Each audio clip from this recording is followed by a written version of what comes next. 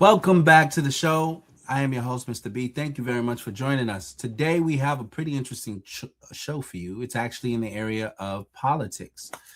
For those of you who've been following a lot of conservative politics, there's been quite the controversy, a civil war of sorts, if you will, between certain factions of the right wing movement. You have some leading voices like the Tucker Carlsons of the world, the Candace Owens, the Megyn Kellys, and some others, the Dave Smiths, who are anti-war critics and who generally don't want the U.S. engaged in conflicts abroad.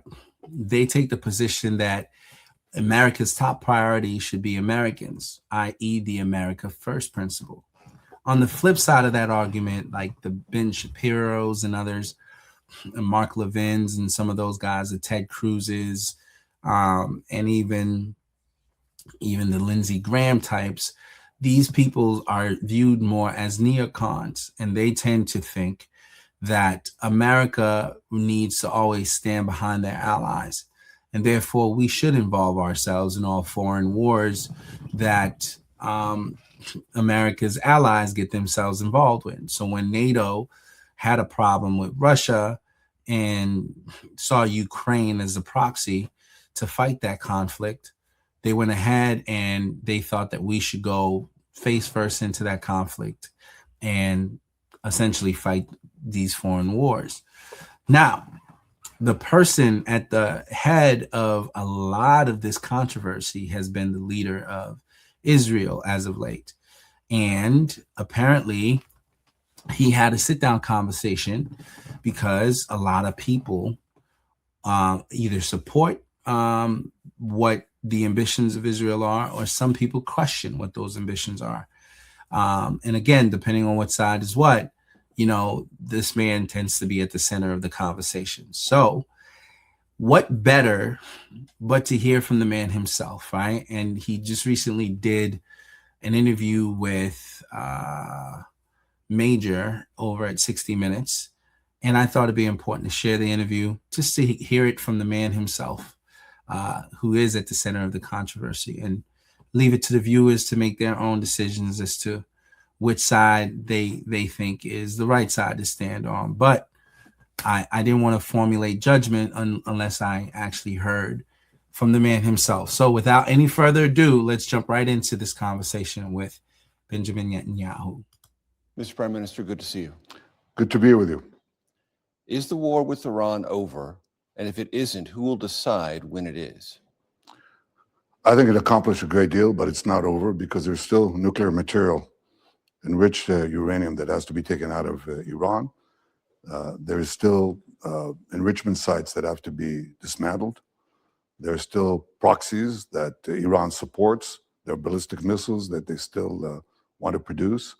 Now, we've degraded a lot of it, but all of that is still there, and there's work to be done. President Trump, this war cannot end until all those things are eliminated. Well, certainly we want to get the nuclear material out. We certainly want to get the enrichment sites dismantled. We've curbed a lot. We've degraded a lot of the missile production sites, but the agreement should cover all these areas, including the proxies. Can it end with, as President Trump has led now, a blockade and economic pressure on them to do it with non-military means? Fine. If it can be accomplished, why not? But if not, both the United States and Israel, we both agree, President Trump and I, that if necessary, we can re-engage them militarily if it's necessary. If it's necessary. How do you envision the highly enriched uranium will be removed from Iran? You go in and you take it out. With what? Special forces from Israel, special forces from the United States working in tandem under international supervision? How? Well, I'm not going to talk about military means, but what President Trump has said to me, I want to go in there. He said that publicly. He said it, and I think he's right. He's very committed to this. And I think it can be done physically. That's not the problem. If you have an agreement and you go in and you take it out, why not? That's the best way. What if there isn't an agreement? Can it be taken out by force? Well, you're going to ask me these questions. I'm going to dodge them. So you can ask me that second time, third time, and I'll dodge it second time, third time. No offense, But if you earned over $200,000 last year and you're not using these advanced tax strategies, Because I'm not going to talk about our military possibilities, plans, or anything of the kind. Mhm. And I think you understand that. I do understand that, but it's of great concern to the American people and the people of Israel how long this will take, and absent an agreement, what kind of things should they prepare for? I think the most important thing for people to understand in America and in Israel, I think they do understand it, but for in the world, in Europe, you have to understand Iran that declares not merely death to Israel, but death to America. That's what they want to achieve. They don't not only want to kill Americans, which they have, killed and wounded them by the thousands, burned up your embassies, killed your Marines, burned your flags, tried to assassinate the President of the United States and some of your chief officials several times. They're committed to destroy America. They say that, okay? Their commitment involved their plans over the years to build nuclear bombs and the means to deliver them to the United States. They were very close to developing a nuclear bomb, okay? Very close. In fact, if we hadn't done the 2 military operations that we did, they'd have a bomb within now or within a month or two.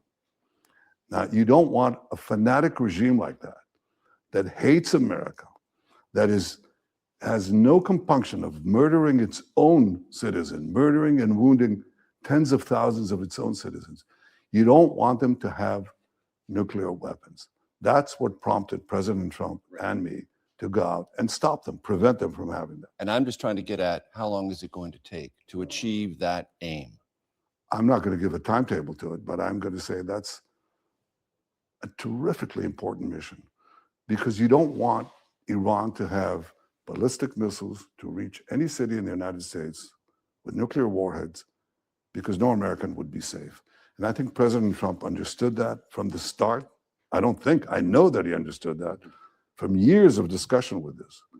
You know, I came to the United States in 2016, right before the elections. Because I made it a habit to meet with the candidates of both parties, either in America or here. So I go to 2016, it's right before the elections, and I meet with Hillary Clinton, and then I meet with Donald Trump in New York. The first thing he says to me in Trump Tower is, we can't let Iran have nuclear weapons. I'm going to walk out of that terrible Iran deal. Jump forward 8 years later, there's another election. I meet President Biden and Kamala Harris in Washington, and then I go and meet Donald Trump in Mar-a-Lago.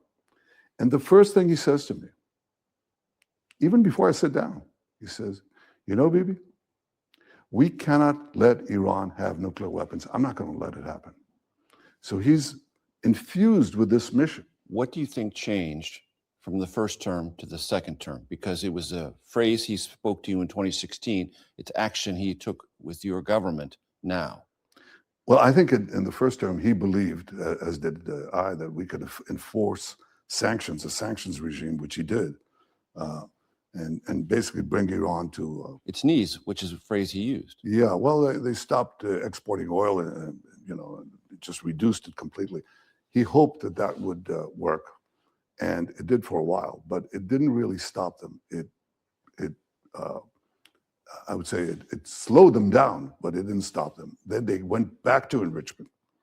They went back to their full efforts on to develop a nuclear weapon. And what changes that they were very close to achieving it. That's what prompted the action. And it amazes me, frankly, when we talk about it, people ask, what is the purpose of this war? What's the point? The point is not to let a regime committed to the destruction of the United States and Israel, they call us the little Satan, they call you the big Satan. What do you do with the big Satan? You have to remove it from the world. That's their doctrine. Not to let such a regime have nuclear weapons, because it's very different. If, I don't know, let me pick a country. If Holland has nuclear weapons, it's not the same as the Ayatollah regime that calls for your destruction having nuclear weapons. So that's what prompted these military operations. Mr. Prime Minister, what is your evaluation of the state of the Iranian regime today? Is it just as well composed, well organized, and fanatical as you just described? I think it's at the weakest point it's been since it hijacked the Iranian people and took Since over. 1979. Yeah, absolutely. It's the weakest it's been. The hardliners are just as hardline as they were before, but there are fissures in the regime. I mean, there are cracks in it because they've been hit very hard by our joint efforts, our joint military efforts. We destroyed a lot of their money machine, their petrochemical plants, their steel plants in which they produce the raw material for these rockets and ballistic missiles and other things. We hit them very hard, but and so it causes now a debate within this with this regime. Some say, let's keep on trucking, and others are saying, if we do, our economy will collapse and the people will rise. That's their real fear. The people will rise because they're really afraid of the Iranian people. So they are, there's a debate. They're weak. They're certainly weaker than they were before, but it's not over and the jury's still out. I'm the first one to say it. What do you believe is the physical condition and operational influence of the current supreme leader? Yeah, if you ask me what his condition is, first of all, if you ask me if he's alive, I think he is alive. What his condition is, it's hard to say. He's holed up in some bunker or in some secret place. And I think he's trying to exert his authority. I don't think he has the same authority that his father, the Ayatollah Khamenei, had. I don't think so. That's also creating the disruptions in that regime. And I don't think that's a bad thing, but I think the real question is not so much what they do, it's what we do. Do we keep them in check? Do we keep up the pressure? And I think the answer is we should, and we are. And President Trump has been leading this effort, I think, in quite unexpected ways. The blockade on them when they were blockading the Gulf is actually turned the tables on them. But it's an ongoing thing. With the fractures and fissures you described, do you have a genuine sense of who can negotiate a deal that is durable on the Iranian side? Well, I have my opinions. Please share them. I share them with the president. Okay. Any guidance on what those opinions are? I have opinions on my opinions too, but I'm not going to share them here either. Understood. What about the second front of this conflict, which is Lebanon, but not Lebanon, it's Hezbollah? Mm-hmm. Is that near an end? Is that a war that is nearing an end? And has Israel achieved its strategic and tactical goals against Hezbollah? Hezbollah had 150,000 ballistic missiles and rockets before the war. 150,000. That's the densest concentration of these projectiles on the planet.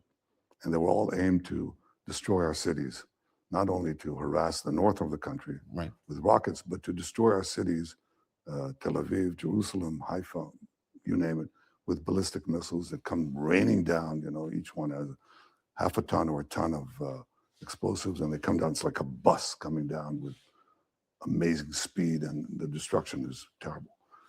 We destroyed the bulk of that. We destroyed about more than 90% of that. But that still leaves them with thousands of rockets and some ballistic missiles. And that's still a big issue. They still hold Lebanon hostage. Hezbollah is basically a proxy of Iran. Iran holds Lebanon. We have no quarrel with Lebanon. We can make peace with Lebanon and want to make peace with them tomorrow, no yesterday. But you have this foreign body, this Iranian-backed terrorist organization that hijacked the country. Right. And the Lebanese government has a history of being incapacitated or unable. Right. So when you're negotiating with the Lebanese government, many people are confused. How does that solve the Hezbollah problem? Well, it doesn't, not yet.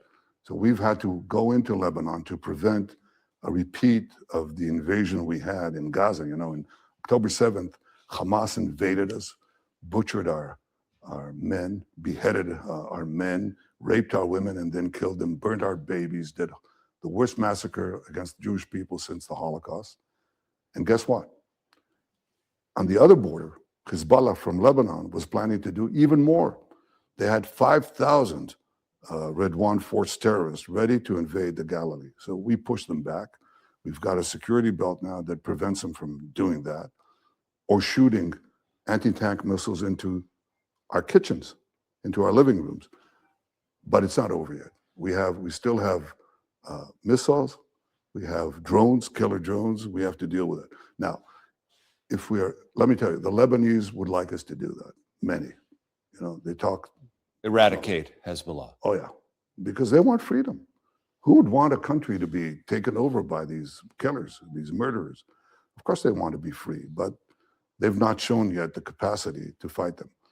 What we're talking to them about is how do we work together to militarily and politically, possibly splitting up the work, to get rid of Hezbollah. It's not yet been done. It has to be done as well. Is it possible, Mr. Prime Minister, that the war with Iran could end, but the war with Hezbollah could continue? That these would be separate and divergent battlefields? They should be. What Iran would like to do is to say, no, if we achieve a ceasefire here, we want a ceasefire They do, yeah. Clearly. You know why? Because they want Hezbollah to stay there and continue to torture Lebanon, continue to hold its people hostage, and continue Will you accept that? No, we've said. Even if President Trump asks you to? Well, look, he understands what I'm saying. I mean, we want to get rid of that danger to our communities, to our cities. They rocket our cities all the time. They rocket our communities. And of course, would you want to live like that? I mean, would you like to live? Where do you live, Major? I live in Washington, D.C. Yeah, so, okay. So in Bethesda, you've got... I live right downtown. Okay, you've got in Bethesda. Right near the White House. That's about the distance. Yeah. In Bethesda. In my conversations... You would have a terrorist organization that claims they want to destroy the United States and destroy Washington. And they have the missiles and the drones to do that right across your border, your municipal line. Would you accept that? Of course not. You wouldn't do that. Right. At this point, I think this gives a really, really rational insight into BB's point of thinking. And any rational person, let's just think about it. If you were living next door to a neighbor that was hostile to you, and you had a genuine fear that that neighbor could cause you or your family harm, you would be of the mindset of being proactive to try to prevent that harm from being unto you. So I want to make sure that I'm fair in terms of representing both sides of the argument, right? There are some things he said that I don't necessarily agree with in terms of certain things pertaining to being imminent threats and things of that nature. But I think hearing what he's saying is, I think he positioned it in a very good way just now in saying, hey, if you had a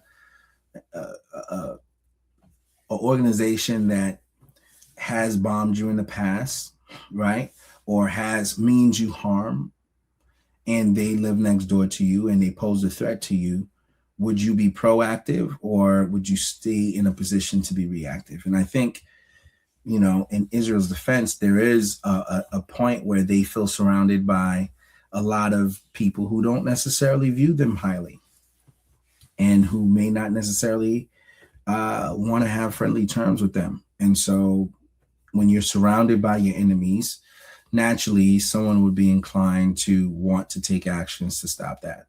So him saying that, I think, is a legitimate point for why he has a concern and why he feels like he has to take a position towards it. Now, me saying that does not condone any of those actions that he may have be taking, you know what I'm saying, in terms of any preemptive strikes that he's taking. I am not, essentially saying, because I'm an anti-war guy, I think peace is the better way to lean. But this does give us some insight as to what his thinking is. So as people formulate their judgment, just keep that in mind in terms of understanding both sides of the story. Now, that being said, I think on the flip side, he does make certain points about people wanting to be liberated from the tyranny of their government. Yet their government is in place in part because the people wanted that government there. So it's a matter of opinion whether or not they want liberation when those people did vote their government in, right, to some extent. And a lot of times what you find is that there's a position that someone else thinks that they are the ones liberating a people from their oppressors, when you don't really exactly have a formal request from those people asking to be liberated. So I think this is where some people will look at him saying that and look at it skeptically and say, well, I don't know. Like, do the people want to be liberated? And how come the cost of their liberation is oftentimes casualties to their, themselves, right? Like, is the cost of that liberation worthy of what they have to lose? Especially when their towns are being pummeled and, their children are dying and things of that nature. Do they want liberation that bad? And if these people generally are at odds with you, do they see you as the best form of liberation for them? That's the question that some would have if they were to push back on that particular argument. But, again, it's just my initial thoughts as I watch this. So this could go on, Yeah, but even if Iran is solved. I hope, no, if this regime is indeed weakened or possibly toppled, I think it's the end of Hezbollah, it's the end of Hamas, it's probably the end of the Houthis, because the whole scaffolding of the terrorist proxy network that Iran built collapses if the regime in Iran collapses. Now, that's not guaranteed, but the weakening of that regime weakens the proxies as well. Still a long haul. It's not something that's going to be done tomorrow. Do you believe it is possible to topple the Iranian regime? I think that you can't predict when that happened. Is it possible? Yes. Is it guaranteed? No. But I can tell you, it's like bankruptcy, It proceeds, proceeds gradually and then it falls, right. Like that. You couldn't predict the fall of the Soviet Union. You couldn't predict the fall of the Ceausescu dictatorship in Romania. Very few people predicted the fall of Syria. Correct. And it happens. Now, is it what precedes it? There has to be a weakening of the regime. The regime has been weakened, but it's not guaranteed. There are few places on earth where the Israeli intelligence operatives know more about than the internal dynamics of Iran. What are they telling you? Just what I told you. They've been weakened. They have internal fights. They're worried, but I can't tell you. I can tell you one thing. When did the uprisings? When did the revolt in the street happen in Iran?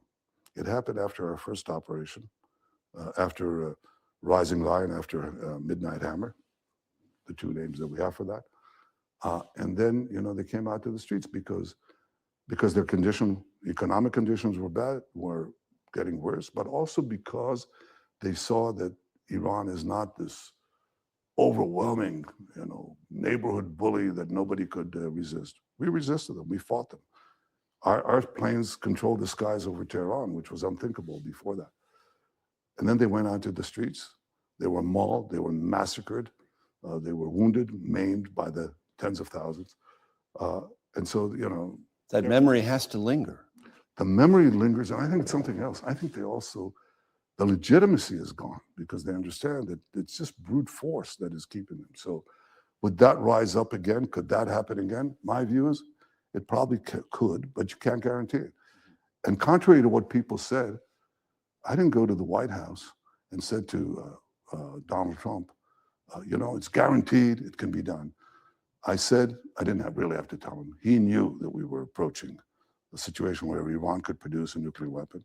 He knew that we were approaching a situation where Iran's ballistic missile capability after Rising Lion was going to be reconstructed, and Khamenei wanted to put it underground, the factories underground, not the missiles, the factories underground, to produce more and more and more ballistic missiles, and to do the same with his nuclear industry, put them underground, under a heavy mountain where even B-2s couldn't reach it. So he knew that we have to take action. And he did. I'm going to get to that point you just made in a second. If someone were to ask you, as I'm going to, Mr. Prime Minister, The capabilities of Israeli intelligence within Iran allowed you to pinpoint the location of Supreme Leader and others. That is a kind of granular intelligence that is borderline miraculous in the modern world. Why wasn't it sufficient to also foment a revolution? I think it could be a necessary condition, but I'm not sure that it's a sufficient condition. But you're quite right about our granular capability for surgical attacks. Why can't they also set in motion a revolution that could topple the regime, your operatives? Because you need many things. You not only need, to attack the leadership. There's still a lot of people there. One out of 100 Iranians is in the secret police. And they're, as they showed, they're quite ready to just butcher their people. So it's not that simple, because it's terror. It's basically the application of terror. This is the preeminent terrorist regime in the world. Okay, they send terrorism to every country, but first to their own people. So they terrorize them. But we have been accused of indiscriminate attacks. We're the most discriminating military on the planet in history. You remember the beepers? We knocked out. We didn't kill 2,500 people, but we impaired them, knocked them out with surgical precision, no collateral damage with the beepers. And that's what we proceeded to do against their key scientists, against their key commanders, against their leaders. But it's a component. It doesn't guarantee. It doesn't guarantee the success of a revolt, but it could help it happen. So you referred to this a minute ago. I want to put the question directly to you, because the New York Times on April 7th reported the following about a fateful meeting, February 11th, in the White House. And the New York Times reports as follows.